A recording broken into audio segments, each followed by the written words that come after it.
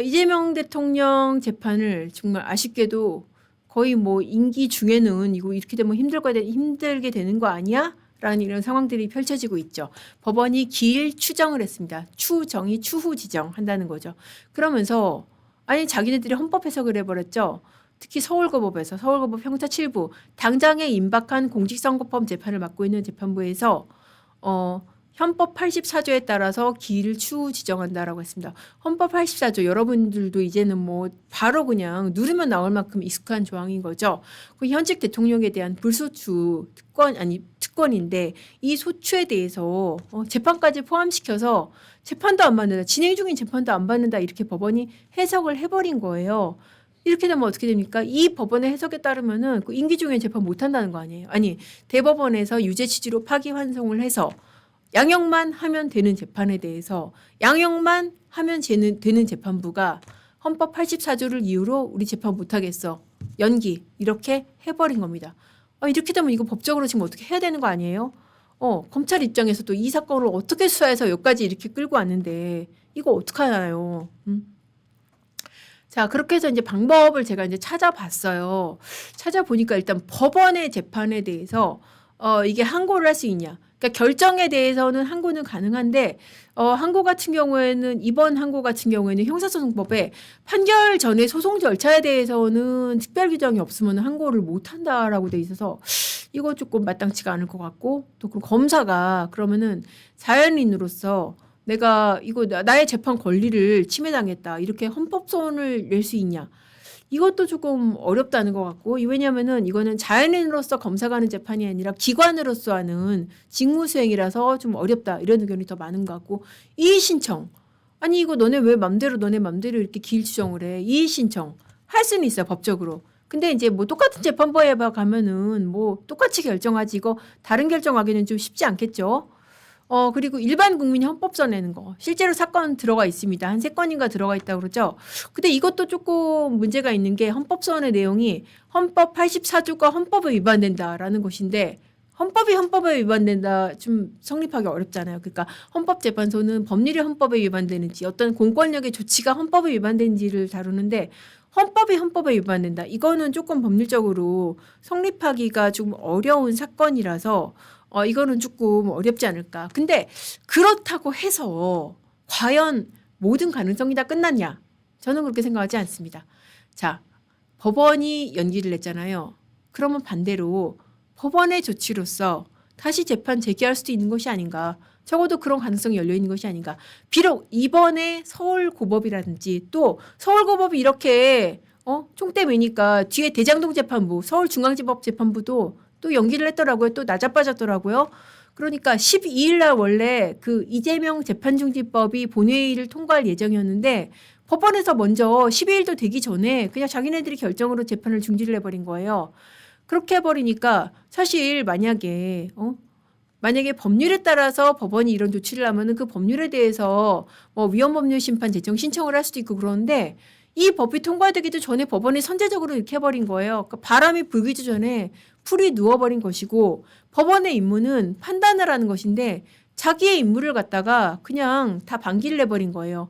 그러니까 판단을 포기한 법원은 저는 존재할 필요가 있을까 그런 생각이 듭니다. 그래서 이낙연 전 대표 같은 경우에도 여기에 대해서 세게 비판을 했잖아요. 그러니까 도대체 학교에서 뭘 배웠냐? 이 판사들 학교 다닐 때 뭐 배웠냐? 그런 얘기까지 할 정도로 정말 강한 비판을 피할 수가 없는 그런 조치인데 그럼에도 불구하고 우리는 전국 3,000명의 판사 중에 또 이렇게 결정으로 재판을 제기할 수 나는 내가 보기에는 84조의 소추에 재판은 포함되지 않아 라고 재판을 제기할 판사가 저는 없다라고 생각하지 않습니다. 그런 판사 있을 수 있다라고 저는 생각을 합니다. 자, 굉장히 빠르게 진행을 했고 오늘 마지막 아이템으로 이거 한번 다뤄볼게요. 내일이 무슨 날인지 혹시 아세요? 내일이 뭐 별 날이 아닐 수도 있고 뭐 우리가 이것까지 알아야 돼 뭐 그런 분도 있으실 수 있는데 내일이 이재명 대통령 아들의 결혼식입니다. 뭐 결혼식 축하하려고 제가 뭐 일부러 말씀드린 거 아닌데 정치적인 의미가 있어요. 사실 현직 대통령 아들의 개혼 특히나 이제 첫 결혼이잖아요.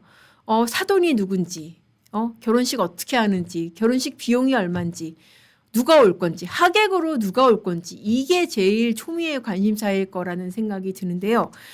바로 내일 결혼식을 이재명 대통령 장남이 결혼을 하고 삼청각에서 한다고 그러죠. 삼청각 뭐 여러분들 이제 뭐 좀 특히 나이 있으신 분들 아시겠지만 옛날에 그 요정 정치의 산실이라고 하잖아요. 그래서 저는 이런데 안 가봤는데 그 이제 기자들이 가끔 이제 뭐 취재원 따라서 가면은 뭐 그렇게 밥을 먹는다고 그래요. 그러니까 나이 조금 있으신 여자분들이 옆에서 밥을 먹여준대요. 쌈 싸서 먹여주고 그렇게 고급 그런 그 요리점이었고 지금은 이제 그런 장소는 아니고 결혼식장이나 그런 소셜 베뉴 그런 그 고급 연회장이나 이런 거로 이제 활용이 되는 곳이죠. 여기에서 최근에 누가 결혼했냐면은 그 가수 현아하고 용준영 두 사람 결혼을 했는데 식장 대여료만 해도 뭐 1,500만 원 그렇게 간다고 그래요. 근데 뭐 사실 뭐 대통령 아들의 개혼인데 뭐 비용이 이렇게 중요하겠습니까? 그리고 사실 본인 재산은 뭐 얼마 전에 공개된 거에 따르면은 뭐 300만 원 좀 넘는 수준인데 뭐 본인 돈으로 다 했을 리는 없을 것 같고요. 우리가 중요한 거는 여기 이제 누가 초대를 받느냐. 왜냐하면은 뭐 무슨 작은 결혼식으로 한다고 그러잖아요. 작은 결혼식으로 하면은 하객 초대를 많이 안 할 텐데 여기 가는 사람이 정말 찐명이다. 이제 그런 얘기가 많이 있죠. 그래서 내일 이 장소에 정말 길게 많은 줄이 늘어서 있을 것 같습니다. 결혼식장에 초대받지는 못하더라도 그 밖에서라도 누가 오는지 구경할 겸도 가기도 하고 혹시라도 나오는 하객들한테도 눈도장을 찍기 위해서라도 가지 않을까. 자, 지금 보시는 저 사진이 이제 삼청각입니다. 삼청각 굉장히 또 사진 찍으면 또 예쁘게 잘 나오더라고요. 그래도 어쨌든 일륜지 대사니까 사실 뭐 결혼은 결혼이고 뭐 축하는 할 수 있는 문제 같은데 현직 대통령 아들이 지금 가장 어떻게 보면 대통령 권한이 강하고 대통령의 일거수일투족이 주목받는 이 순간에 결혼을 하는 거죠. 6월 4일 날 취임을 했는데 결혼식 내일이 지금 6월 14일 그 열흘째 되는 날 결혼을 하는 거잖아요. 그래서 정말 경호라든지 관심이 어마무시할 겁니다. 이 와중에 또 뭐 일종의 범죄 그리고 이제 범죄 적발도 있었는데 뭐 여기 가서 뭐 어떻게 테러를 하겠다 이런 위협을 가한 사람이 있어서 진짜 빨리 잡았더라고요. 그러니까 이 위협 글을 올린 게 이 장소에 가서 어떻게 해달라고 위협 글을 올린 게 9일인가 그런 것 같은데 바로 그 다음날 바로 경찰이 검거를 했습니다. 아마도 이 글 올렸을 때 경찰이 정말 초긴장을 했을 겁니다. 안 그래도 이 수사기관 간의 대대적인 권력 재편을 둘러싸고 정말 어마무시한 경쟁이 펼쳐지고 있는데 현직 대통령 아들 그것도 취임한 지 열흘 만에 이루어지는 현직 대통령의 아들의 결혼식을 협박글을 올린 사람을 만약에 결혼식 전까지 못 잡는다? 이거는 경찰 끝장이죠. 아마 초긴장하고 잡았을 겁니다. 그래서 뭐 협박범 잡았다고 하고 본인이 뭐 인정했다고 그래요. 내가 올린 거고 근데 뭐 정말 실제로 실행할 것은 아니었다라고 자백을 했고요. 슈퍼레인보님 말씀대로 계좌 올랐다. 저도 그거 봤어요. 그러니까 사실 요새 그 모바일 청첩장 많이 돌리잖아요. 모바일 청첩장에 계좌번호가 있어. 그리고 아들 이름하고 같이 올라온 계좌번호가 있다고 글이 도는 거 저도 받았었습니다.